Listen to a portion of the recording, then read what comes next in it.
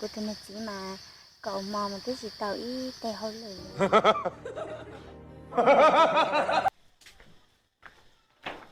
Cái này có một chả? Chuyện gì rồi nè, đúng một tí nữa ban đầu sao mà? Một chả bé nu có xin một tí nữa là thứ nào? À lúc mỗi chuyện lúc mà lo.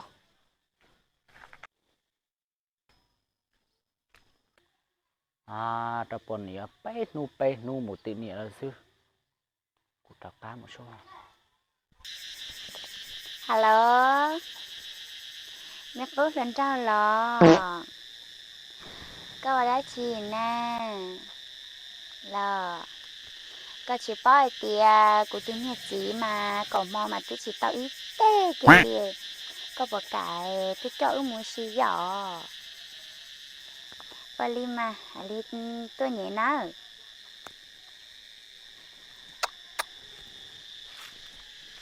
À, tập bọn này xin thả cậu mò chị nè. Tập cá một số.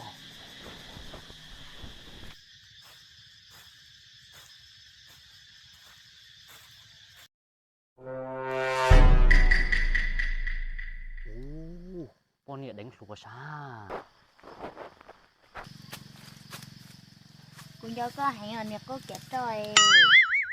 Một tay số. À, nhớ cho dùng một tay. Gạo ó tủ điện. Gạo kia đi. Một số thông quay cho trẻ cho. Đi chạm mà hụt sinh lẩu thôi. Cú lò cũng do có giả lại thì chỉ thâu có một vúa kia chỉ để cũng do có hành ở của chả có cả tuần chí cũ nè. Có chỉ bao tiền của tôi nó chỉ mà cậu mò mà tôi chỉ tao ý tè hôi lử. Để tôi nên cho con mà. Lấy ha, ô lấy một tỏi cho. Lấy mà.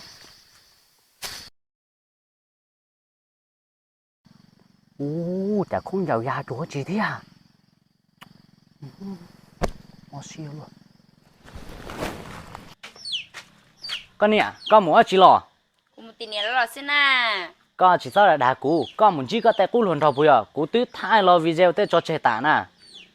Yo, mình té có thứ bao nữa chỉ có khi có tiền của mình cho cú té cú lần đọc bự là tía. Cú tứ hú trâu đã lầu tới sinh lầu là y chả là mà tôi muốn qua kia.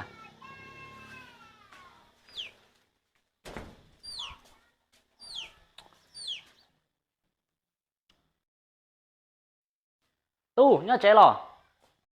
Ồ, tí sinh lầu. Tôi lò tại nó giàu à?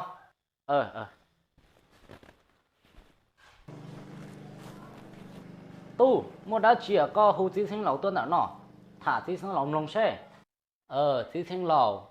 Tao qua tao hú có tôi trong tại nó là vị của tụi bọn niên tại nó. Nếu đá cuối thì nếu mù tị nếu nịa lắm. Ta chỉ nếu muốn thò nếu tay cút thuần thọc. Bư ok thứ nữa. Cú thì tao hú có tôi trong tại nó nữa. Nha. Ô lì có xịt thả có chó là thế xe. Giờ mua đã chi tiền. Xin lầu nè. Cú lùi chế mua lên nó nè. Thì to cú ấy xe một thả lần trâu lo vì thì cú tụi tí nó chè cổ mò tôi chỉ tao y này.